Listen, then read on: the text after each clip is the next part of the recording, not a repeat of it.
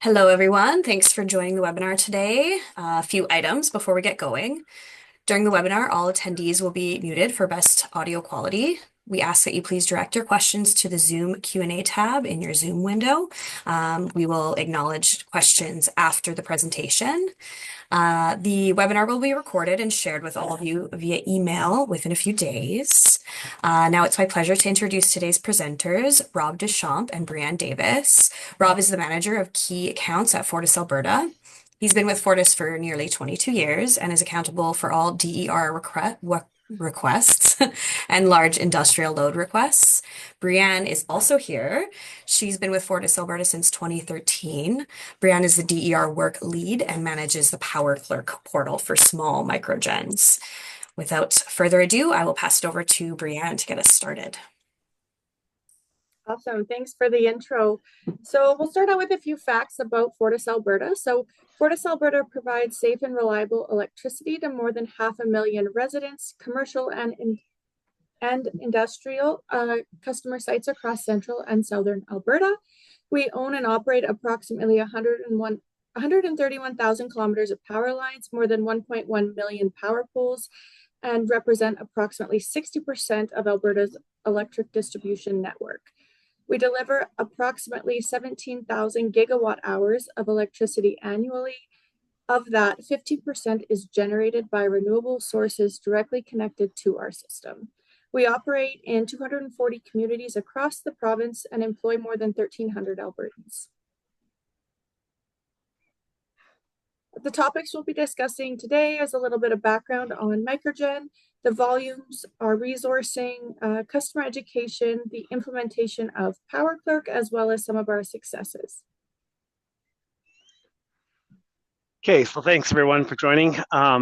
So some facts about Microgen, and we're keeping this really specific to the rooftop, smaller Microgen here, realizing that there may be some questions about the larger MG, but basically our service territory is the largest penetrated distribution network in Canada. Significant growth in MG driven by government grants and policies. We know the Greener Homes went away, but there's still the other ones. The solar industry is relatively new in Alberta, and policies, procedures, and technical requirements are sometimes not well understood. Volumes have necessitated changes in engineering processes and standards to ensure safety and reliability of our distribution system. So to kind of give you an idea of what we've been through here at FortisAlberta, pretty much I'll go right back to 2008, where for many years, it was kind of done at the side of somebody's desk. We did take it seriously, but it didn't really warrant a department per se. When I go back to 2008, maybe 20, 30 a year. And then it started growing a bit. 2019, right before COVID, we saw our biggest year. And then, of course, the year of COVID, the first year, like everything, it kind of slid. I was working in customer connections at this point in time in my career as a supervisor, and one of my groups had Microgen in their rotation, and I started seeing things in 2021 that were like, okay, we need to beef this up. We need to have more focus on it. You know, we're working with legislation, 2008 standards from way back when. So in that transition time, I made the pitch to get 2 full-time permanent employees. One of them was Brianne back in the day. And we entered 2022 with 2 full-time people, not really realizing that we were going to go from 400 to 800 in 1 year. So thank goodness we had the foresight to do that at that time. Also at that time too, I was promoted to become the manager of key accounts. And I thought, so another one of my current portfolios is all the big, large distributive generation. So I thought, what better thing to do than to pull the Microgen into this group so that there can be some more technical support, and knowing that this generation thing is going to get some momentum. So yeah, we went from 400 to 800, and then we went into 2023 I wished I had more people. It's not the easiest to say I need 10 more people, but I kind of did forecast that it was going to double again. So 2023 was a really rough year. Our volumes came in tenfold, and we did start adding more people to it through borrowing from different departments and what have you. But remembering that we were doing all this through an Outlook inbox because that's the way it was being done since 2008. So there was a lot of things going on. But then in 2024, which was our biggest year, we actually more than doubled. So we went from 1,600 to 4,000 in one year. And we're already at 1,100 this year.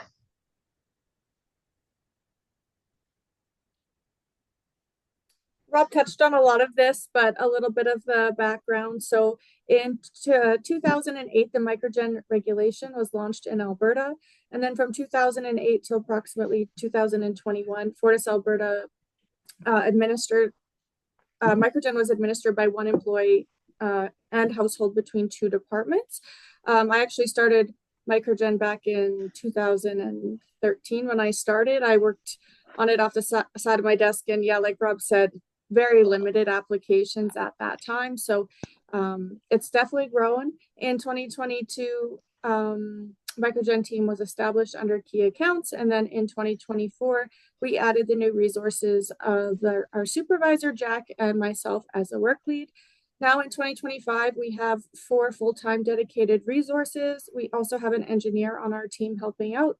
And of course, Jack and myself to help move things along. So some of the stuff we went through over the years, Fortis Alberta, we hosted an in-person session with 60 solar consultants or installers on November 15th, 2023. That was in Airdrie. Then we did another one on March 18th to go over the application and compliance issues.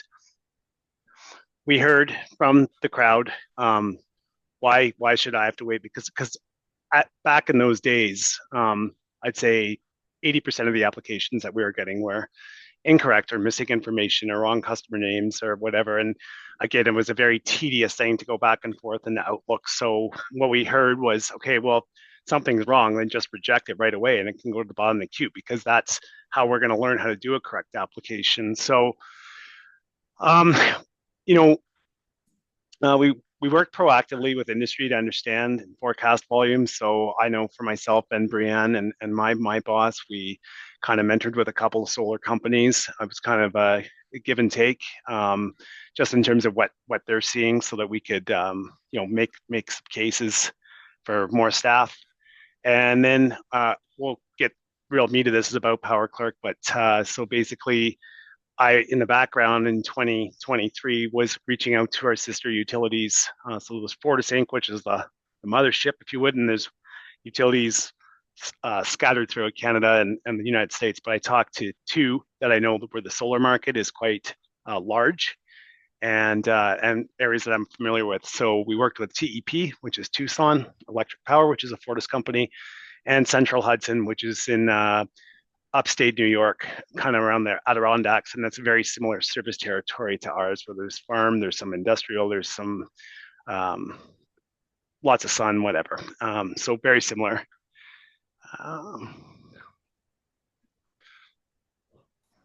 So some of the challenges that we have faced, especially in 2024, when the amount of applications increased so drastically. So historical knowledge reliance, unstructured data, long turnaround times and backlogs. Sometimes we were looking at 60+ days for a turnaround on these applications, and then customers were waiting for meter install on top of that. So really extended timelines. We had insufficient staffing resources at the time, as we kind of touched on, inadequate tracking, missed timelines, which all, of course, resulted in frustrated stakeholders. So we have come a long way since 2024 and before our PowerClerk time. So as I said, I had reached out because I was looking for help, and then just a kind of a funny story to this. When I started talking to the first Central Hudson, it was in June of 2023, and I thought, oh well, we're going to be doing like 1,500 of these this year, because I think we were at like 600 or 700 at that point in time, and I thought that's going to be way more than Central Hudson, and Central Hudson said, well, no, we do about 8,000 to 10,000 a year.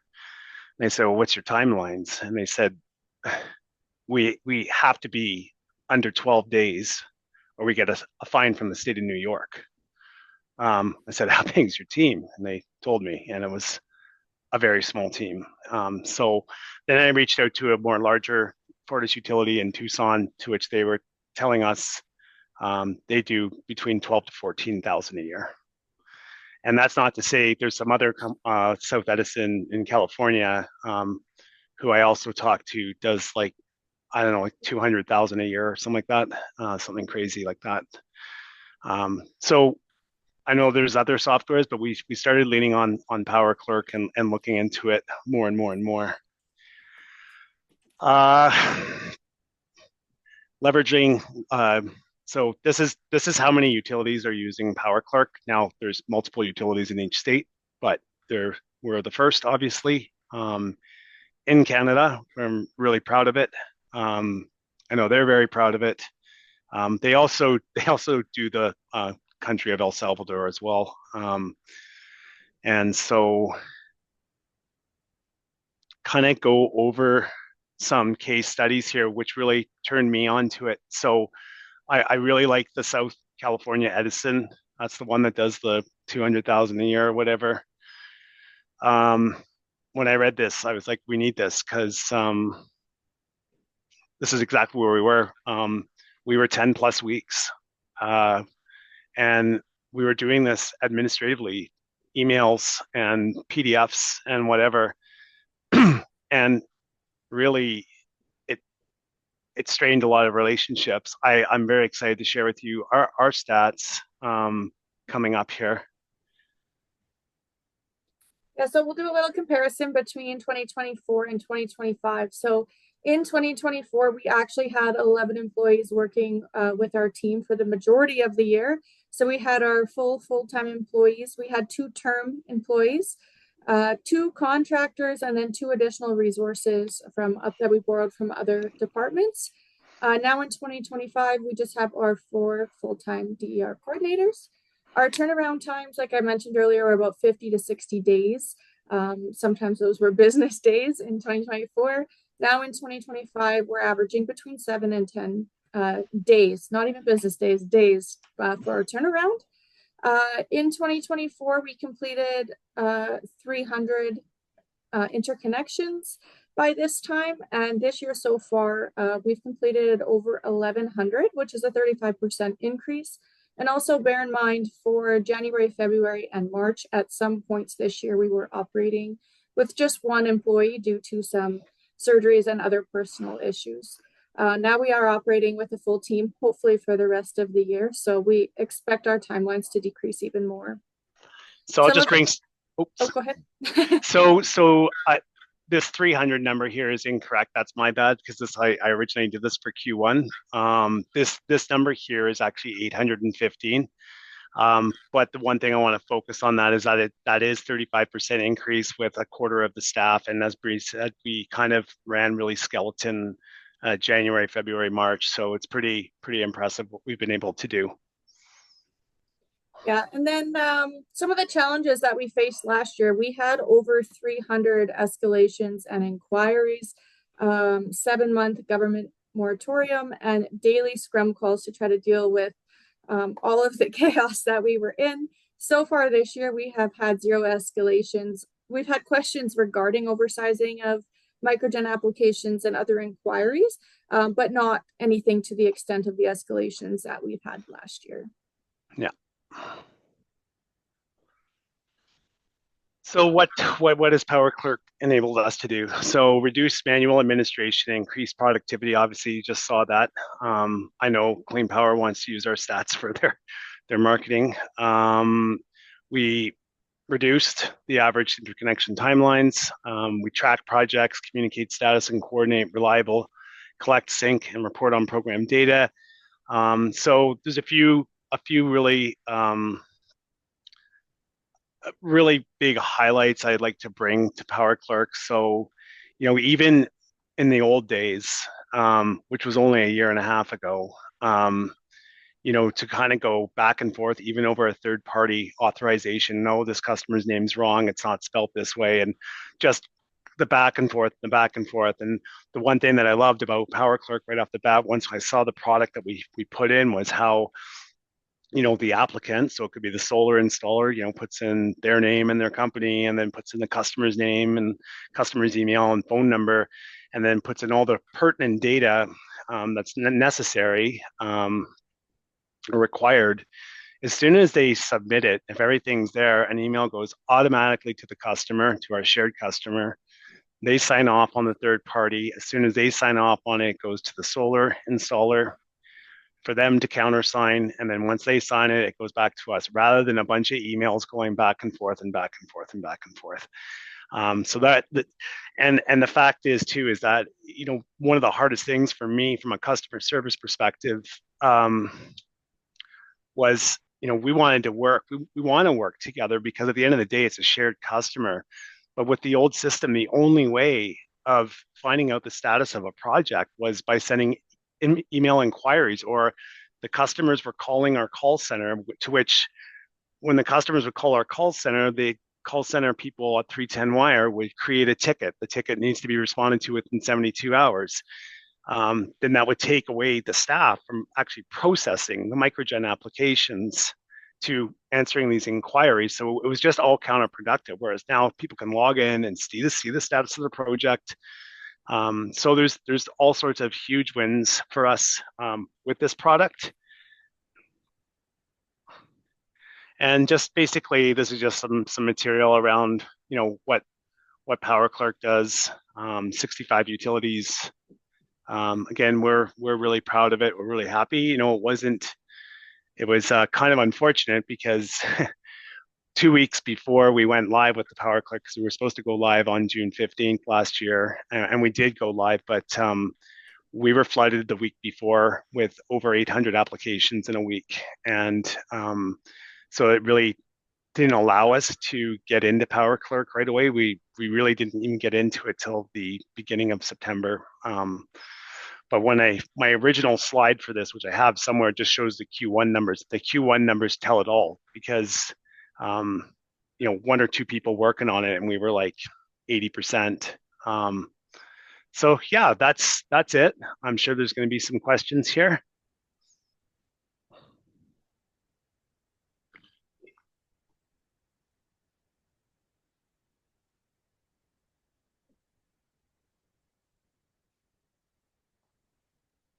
So far, no questions in the Q&A yet. I guess while we're waiting for questions, I can do a demo on PowerClerk, and Yes, then if anyone correct. has any questions, we can answer them from there. Okay, Yeah, you're you gonna can stop take sharing. yeah.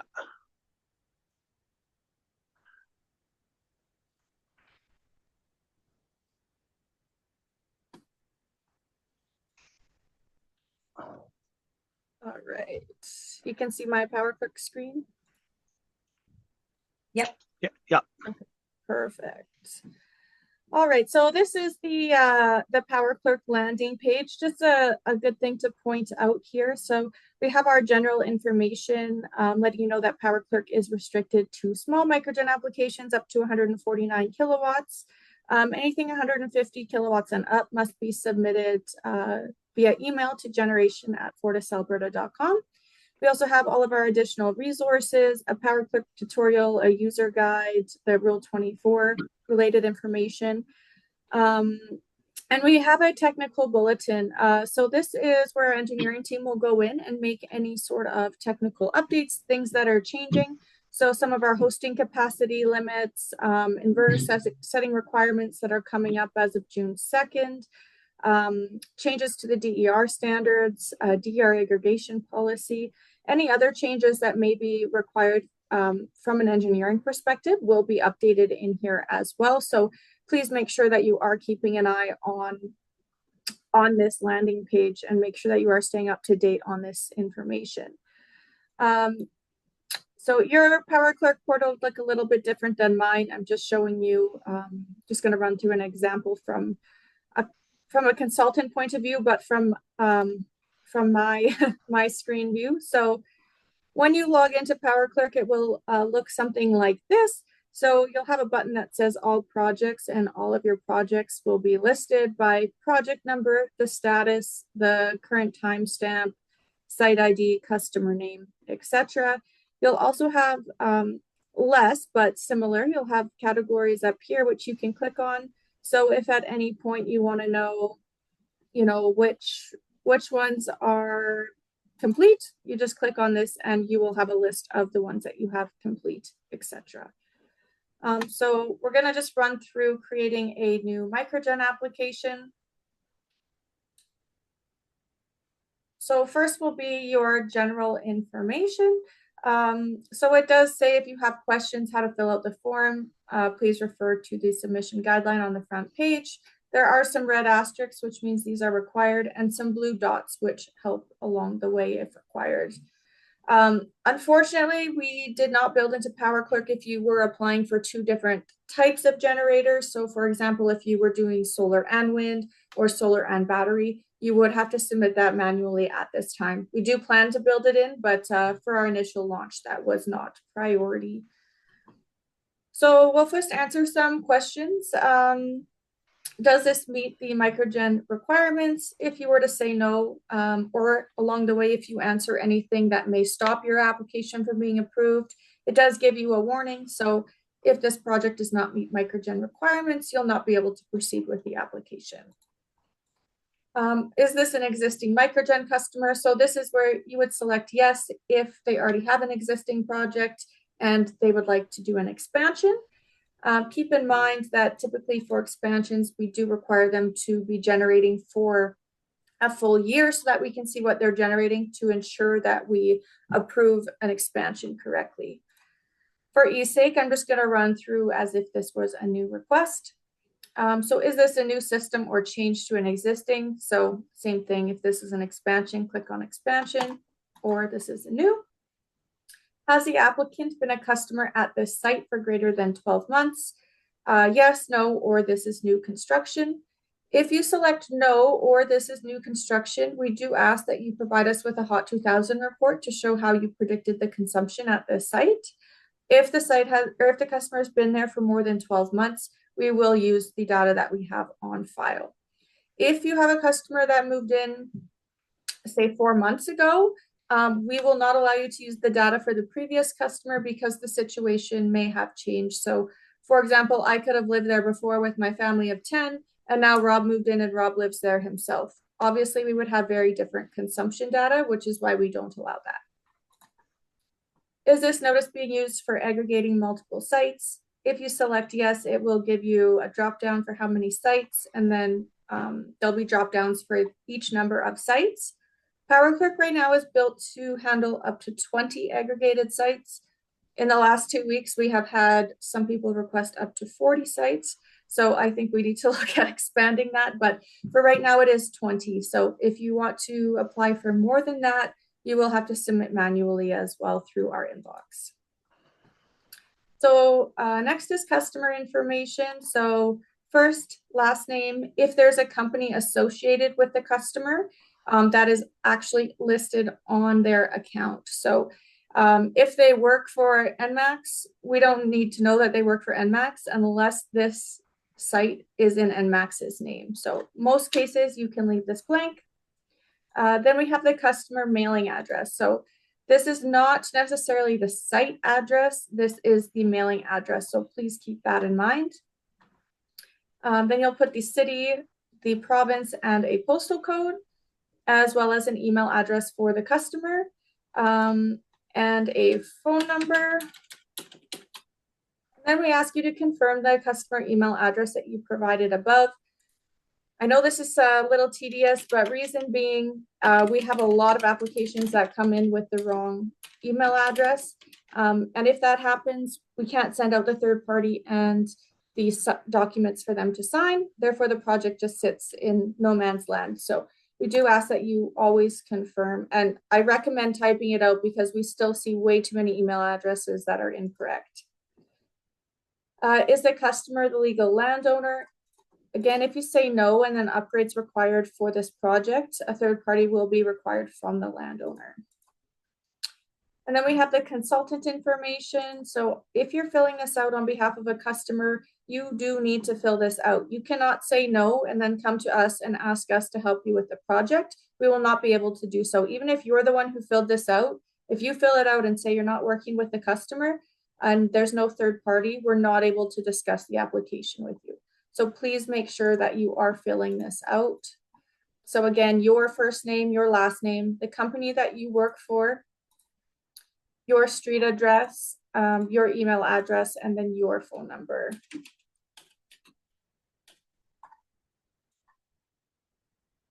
Next will be the site information. So if there is a legal land location, you'll fill it out here.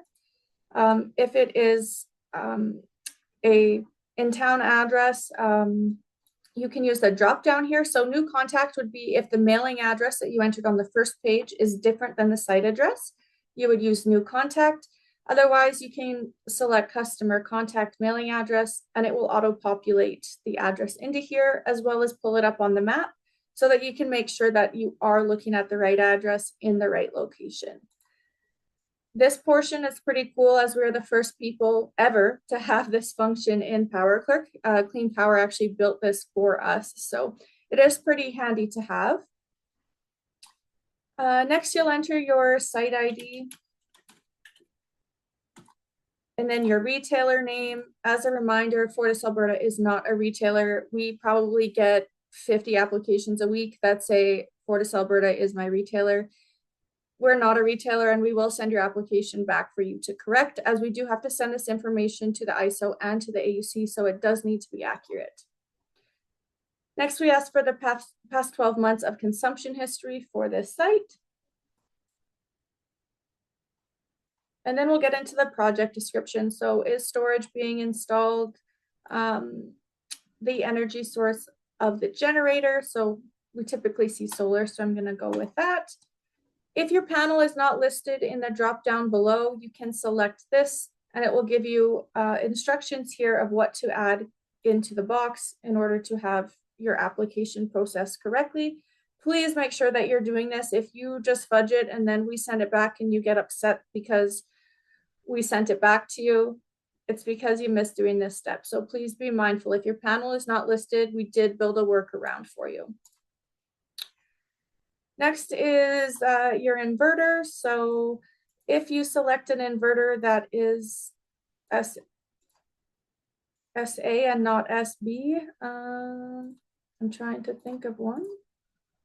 It will show you that no items are found. I think typically it says in the live version, it says SA, no SB found, which means that you cannot apply using that inverter.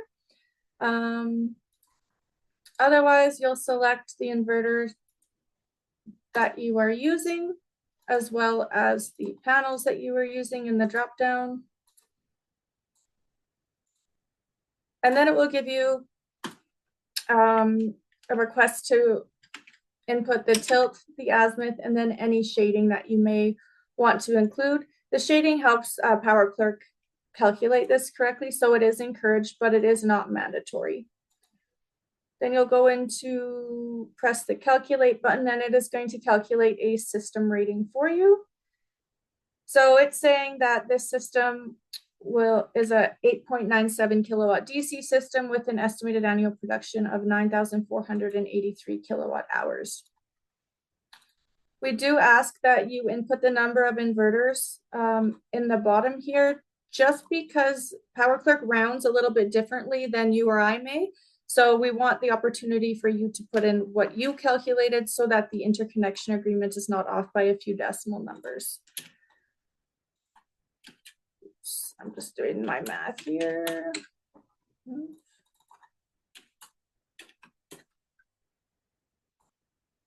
So in this case, we're saying it's a 9 kilowatt AC system, 8.97 DC, with a total estimated production of 9,483. So it does give you a nice calculation breakdown here. So the percentage of estimated production versus consumption on this one is 94.83%, which means this is sized pretty appropriately. If you were oversizing, say this was 120%, it will give you a warning to say your system may be oversized, you might not be approved. So please revisit and just make sure that you are applying for something that makes sense. Of course, this may be higher if you are adding load to cover. So if you are adding load, please select yes, and then indicate which type of load it is. So whether it's an electric vehicle, items, meaning a heat pump, air conditioner, or both. If you select electric vehicle, we do ask that you provide a copy of the electrical vehicle registration, as well as the additional expected load in kilowatts and the breakdown. So we say here for EVs, we ask that you break down how many kilometers a year the customer will be driving, how many kilometers an hour are used to charge the vehicle, and how many kilometers the customer gets off of each charge. If you state items, we do ask for proof of purchase of those items, and then there's a calculation breakdown here that we ask you input into this box. For ease, I'm just going to say we're not adding any load. Does the customer own breaker panel require a service increase above 100 amps? Yes or no? If you say yes, we do say equipment upgrades will also be required by FortisAlberta. Do you agree to receive a quote for the cost of the upgrade? And then who should be contacted for the upgrade? So it can be the customer, the consultant, or the legal landowner. It's up to you. You'll just select which option you want in here. Do the inverters comply with the standards? Do the inverters comply with the UL 1741? Have you reviewed the DER01 interconnection requirements and terms and conditions? Again, if you say no, it will give you a warning. Have you performed a voltage rise study? Is this a single phase or three-phase service? What is your customer owned panel size and your voltage level of connection? Just a note on the single or three-phase. For three-phase services right now, these are required to be reviewed by our engineering team. So if you're working on a project and you see that it is in a technical review state and it's there a little longer than usual, it's because it is with our engineering team to review the three-phase portion. Next, we're going to add some documents here. So I'm just going to. So first will be your supporting documentation for generation, your SLD, your site plan, your panel specification data sheet, as well as your inverter spec sheet. If you have any other information that you would like to add, you're welcome to do so under here. We do ask that you break out your files so that you're only attaching your site plan here, that you're only attaching your single line diagram. We have a few people who will take everything, put it into one document, and then upload it 5 times.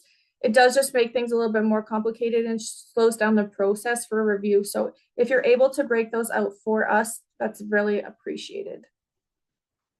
And then next, just some questions based on the Form A provided by the AUC. So have you met applicable municipal and zoning requirements? Have you completed the participant involvement program? In Rule 7, Rule 12, noise control, have you met applicable environmental requirements? Are you aware of any outstanding objections from any person regarding your project? If you are, you can specify the objections in this box. And then your requested in-service date for connection. And then if you have any other additional questions, comments, anything concerning this application that you think we need to know in order to push it along, please just indicate that in this box. We do read these on every application, so they are very helpful. And then you'll just do an acknowledgement that this information is all accurate and complete, and submit. Once you submit this, the customer will get an email, and it will be a copy of the application form as well as a third-party form. They will have to sign off on it, and once they sign off, then it will be sent to you to countersign. Once you countersign is when it enters our queue. Once it enters our queue, our timeline is 14 days, but we have been typically faster than that for the last little while here. So We'll review it at that point, and if everything is good, we'll send it to you to review the draft agreement. If not, we will send it back to you for corrections and the process will start again. But that is PowerClerk.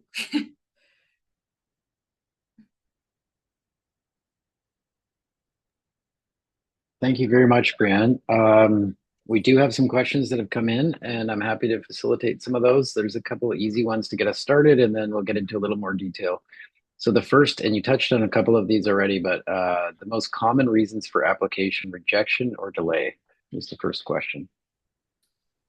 Yeah, I would say the biggest delay that we're seeing is incorrect customer information. So whether the customer is not authorized on the account or the wrong email is input, those are two really silly delays, but they do hold up the project quite a bit. Other than that, incorrect documents being uploaded, I would say. So we mostly see that on the inspection and permit side of things once we get to the end of the process. So we're still seeing a lot of permit service reports uploaded, which we at Fortis do not accept, or it will be the report for the wrong customer, or the VOC won't be signed off on. So I would say those are the most common ones that we're seeing. Great. Okay. The other one is, how do we provide consumption estimates for a customer that has less than 1 year of billing data? So I kind of touched on that. For those ones, we do require a Hot 2000 report. So those are done by an external company. So I would suggest doing a quick Google search. I do know of a few. So if you do need assistance with that, just send me an email or send Microgen an email, and we can send you in the right direction to assist with those. Okay, great.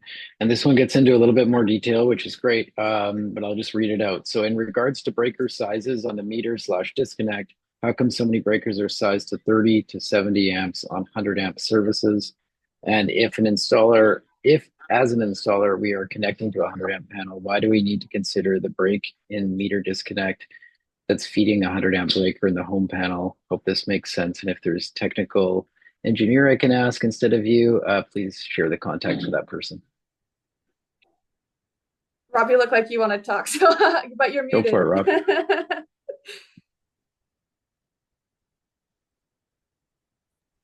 Rob. So yeah, we normally would have had Jack, who's a supervisor that reports to me, on this call. He's more the technical person, but if you, Jeff, if you could just send me that question via email, I can get a response to it. Okay. Yeah, happy to. Great. And there was a couple of follow-ups in there. Let's see, one follow-up that is technical, but the other one I might read out here. Okay, has Fortis ever required an existing MG customer to reduce their system size if their annual consumption decreases, either due to oversizing of systems or if a medium generation customer decreases their annual consumption significantly after a system is installed? So I think this is about kind of the matching of generation with consumption, and if consumption goes down. Yeah, so we do not track consumption and changes in a system size. So we would never approach a customer from Fortis perspective and say you need to decrease your system size. We do have a lot of honest customers out there who will come to us and say things have changed. My 4 kids moved out, so our consumption's not the same, and they will apply for a decrease. So of course, in those situations, we will go through with a decrease of the system, but we are not chasing people down when it comes to their consumption to adjust their system size. No, and the only circumstance I've heard with oversize and the lower is that comes from the ISO. And I do know that, well, I can't say I do know this, but if history repeats itself, like in all my dealings with all these American utilities over the last couple of years, that stuff is very heavily monitored. I don't know how heavily monitored it is here. Since I've had this group, I haven't heard of anybody being told we're taking you down or you're, anything like that. So, but you never know. It could come one day. I do think with our we're putting in an AMI 2.0 system. I think is it 2.0? And I know these meters that they're being deployed as we speak. I mean, the beauty for everybody on this call here is that they're already bidirectional. So if a person's not generating what they decide to generate, we don't need to roll a truck anymore to change out a meter. But I think there's going to be a lot more granular data through these new meters that are going out, and that's a project that's going to be going till like 2030. But it's been kicked off.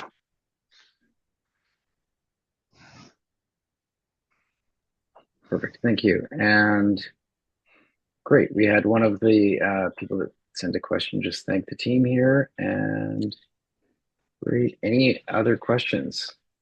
The 2 technical questions I've extracted, and we'll send it in an email, Rob, as you suggest. Perfect. Yeah, that'd be awesome. Okay, new one here. If a customer adds to an existing system, do we resubmit an entirely new request or add to the existing? So in PowerClerk, you would submit as an add to existing system request. And then on your SLD, we need to see the existing system, and then the expansion as well for the total visual of the system. And then if you're changing your inverters, or if you're adding different inverters than what you've already installed, then we need to see all those spec sheets and everything as well. But there is that option in PowerClerk to say add to existing, and that's what you'll want to select if they are expanding. I wouldn't mind adding one more thing too. So for those of you that are on the call here, if any of you do large microgen, so there's a whole plan here.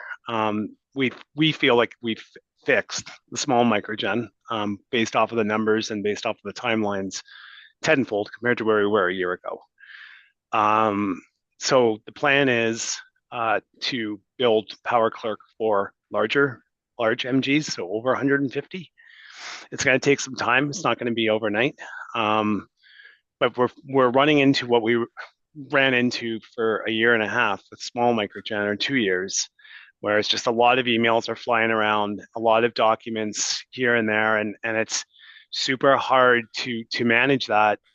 So the whole idea behind PowerClerk as well was that when you're with a big utility, typically speaking, IT kind of owns the software that you're using. So if there's updates and there's all this other stuff, like it's coming through IT. This one's a little bit different. This product, I mean, it belongs to FortisAlberta, but it kind of resides with my department and engineering.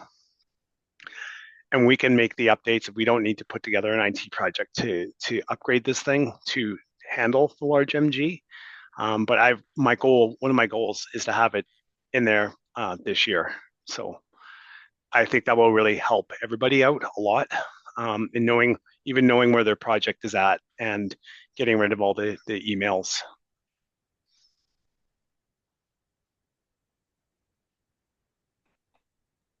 Great. Thanks for sharing that update, Rob. That will really help. Okay, we'll just do a last call for questions in the Q&A panel.